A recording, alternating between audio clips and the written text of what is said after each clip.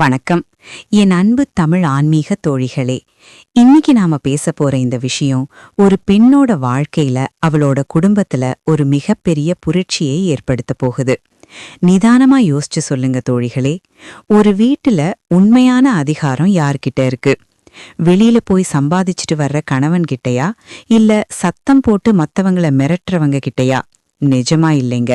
ஒரு வீட்டோட உண்மையான எஜமானி அந்த வீட்டோட மொத்த நிம்மதியையும் தான் கையில வச்சிருக்கிற அந்த பெண் தான். மனைவி அமைதி தந்தால் அந்த வீடு ஆலயம் அப்படின்னு கவிஞர் கண்ணதாசன் அவர்கள் தன்னோட அர்த்தமுள்ள இந்து மதம் அப்படிங்கிற புத்தகத்துல ரொம்ப அழகா சொல்லியிருப்பார். அந்த புத்தகத்துல அவர் ஒரு பெண்ணை வீட்டின் விளக்குன்னு குறிப்பிடுறார். விளக்கு எரியற வரைக்கும் தான் அந்த வீட்டுக்கு வெளிச்சம். அதே மாதிரி ஒரு பெண்ணோட மனசு சந்தோஷமா இருக்கிற வரைக்கும் தான் அந்த குடும்பத்துல நிம்மதி இருக்கும். இன்னைக்கு நாம ஆன்மீக ரீதியா ஒரு பெண் எப்படி தன் மதிப்பையும் ஆளுமையையும் வளர்த்துக்கிட்டு அந்த வீட்டோட அசைக்க முடியாத சக்தியா மாற முடியுங்கிற 5 முக்கியமான ரகசியங்களை பத்தி ரொம்ப ஆழமா பேச போறோம். இதை கேட்டு முடிக்கும்போது உங்களுக்கே ஒரு புது தெளிவு கிடைக்கும்னு நான் நம்புறேன். முதல் ரகசியம், காலை நேரத்து ஆன்மீக தொடக்கம். தோழிகளே, ஒரு பெண் காலையில மத்தவங்களுக்கு முன்னாடி எழுந்து தன்னை சுத்தப்படுத்திக்கிட்டு ஒரு நிமிஷம் அந்த இறைவன் கிட்ட அமைதியா நின்னா அது வெறும் பக்தி கிடையாது. அது அந்த வீட்டோட மொத்த எனர்ஜியையும் மாற்ற ஒரு ரகசிய மந்திரம். மகாத்மா காந்தி அவர்கள் ஒரு முறை சொன்னார், பிரார்த்தனை என்பது காலையின் திறவுகோல் மற்றும் மாலையின் பூட்டு என்று. நீங்க காலையில எழுந்து அந்த இறைவனை நினைக்கும் போது உங்க மனசுல ஒரு பாசிட்டிவ் அதிர்வு உருவாகுது. நீங்க அமைதியா இருக்கும்போது உங்களை சுத்தி இருக்கிறவங்களுக்கும் அந்த அமைதி பரவும். நீங்க பதட்டமா இருந்தா வீடே பதட்டமாகும். ஜேம்ஸ் ஆலன் எழுதிய எண்ணம் போல் வாழ்வு, ஆஸ் அ மேன் திங்கத் அப்படிங்கிற புத்தகத்துல ஒருத்தரோட எண்ணங்கள் எப்படி அவங்க வாழ்க்கையை செதுக்குதுன்னு சொல்லியிருப்பார். ஒரு பெண்ணா நீங்க காலையில இன்னைக்கு என் குடும்பம் சந்தோஷமா இருக்கும்னு நினைக்கிற அந்த ஒரு எண்ணம் அந்த நாள் முழுக்க உங்க வீட்டை ஒரு பாதுகாப்பு கவசமா மாத்திடும். அப்படி ஒரு தெய்வீகமான முகத்தோட நீங்க வேலையை ஆரம்பிக்கும் போது உங்க கணவர் உங்களை பாக்குற விதமே மாறும். என் குடும்பத்தை தாங்குற தூண் இவதான்ங்கிற மரியாதை அவர் மனசுல தானா பிறக்கும். இரண்டாவது ரகசியம், நாவடக்கம் மற்றும் அமைதியின் அதிகாரம். குடும்பம்னு இருந்தா சண்டை வரத்தான் செய்யும். ஆனா அந்த நேரத்துல யாரு சத்தமா பேசுறாங்களோ அவங்க ஜெயிக்கல, யாரு அமைதியா இருக்கிறாங்களோ அவங்க தான் அந்த வீட்டோட உண்மையான தலைவி. தெய்வப்புலவர் திருவள்ளுவர் திருக்குறள்ல ஒரு இடத்துல சொல்வார், யாகாவாராயினும் நாகாக்க காவாக்கால் சோகாப்பர் சொல்லிழுக்கு பட்டு. அதாவது நாம எதை காக்காவிட்டாலும் நம்ம நாவ காக்கணும். ஒரு பெண் தன் பேச்ச கட்டுப்படுத்திட்டா அந்த வீட்டை அவ ஈஸியா கட்டுப்படுத்திடலாம். அமைதினா பயம் கிடையாது, அமைதிங்கிறது அதிகாரத்தோட உச்சம். கணவர் கோபத்துல பேசும்போது நீங்களும் பதிலுக்கு பேசினா அது விபரீதத்துல தான் முடியும். ஆனா நீங்க அமைதியா இருந்து பாருங்க, அந்த இடத்துல நீங்க தான் நிஜமான வெற்றியாளர். உங்க அமைதி அவருக்கு ஒரு குற்ற உணர்வை தரும். அதுவே உங்களோட மதிப்பை உயர்த்தும். மென்மையான வார்த்தைகள் கல்லையும் கனியாக்கும் தோழிகளே. மூன்றாவது ரகசியம், இல்லத்தின் ஒழுங்கு மற்றும் அன்னபூரணி அம்சம். வீடு எப்பவுமே சுத்தமா ஒரு நேர்த்தியா இருக்கணும். சுத்தம்னா வெறும் தரைய துடைக்கிறது இல்லைங்க, அது உங்களோட கட்டுப்பாட்டை காட்டுது. சுவாமி விவேகானந்தர் ஒரு முறை சொன்னார், புறத் தூய்மைதான் அகத்தூய்மையின் முதல் படி என்று. உங்க சமையலறை சுத்தமா இருந்தா அங்க சமைக்கிற உணவு சத்தானதா மாறும்.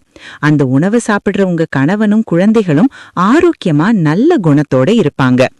ஒரு பெண்ணையே அன்னபூரணின்னு சொல்றோம், ஏன்னா அவகிட்டதான் ஒரு குடும்பத்தோட உயிர் ஆதாரமே இருக்கு. ஜோசப் மர்ஃபி எழுதிய உங்கள் ஆழ் மனதின் சக்தி, the power of your subconscious mind புத்தகத்துல சொல்லியிருப்பாரு, நாம ஒரு விஷயத்தை எவ்வளவு ஒழுங்கா செய்யறோமோ அது நம்ம ஆழ் மனதை அவ்வளவு பலப்படுத்தோன்னு. நீங்க வீட்டை ஒழுங்கா நிர்வகிக்கும் போது உங்களுக்கே ஒரு தன்னம்பிக்கை வரும். அந்த தன்னம்பிக்கை தான் உங்களோட ஆளுமை. நான்காவது ரகசியம், விட்டு கொடுத்தல் மற்றும் கணவனை மதித்தல். இன்னைக்கு பல குடும்பங்கள் உடையறதுக்கு காரணம் ஈகோ தான். நானும் சம்பாதிக்கிறேன், நான் ஏன் குனியணும்னு நினைக்கிறாங்க. ஆனா ஆன்மீகம் என்ன சொல்லுதுன்னா, யாரு ஒருத்தர் வளைஞ்சு கொடுக்கறாங்களோ அவங்கதான் உடையாம இருப்பாங்க. கணவனை வெளியில யார்கிட்டையும் குறை சொல்லாதீங்க. அவரோட பலவீனம் உங்களுக்கு தெரிஞ்ச ரகசியமா இருக்கட்டும். நீங்க அவரை வெளியில மதிக்கிறீங்கன்னு அவருக்கு தெரிஞ்சா அவர் உங்களை ஒரு மகாராணி மாதிரி வச்சு பாப்பாரு.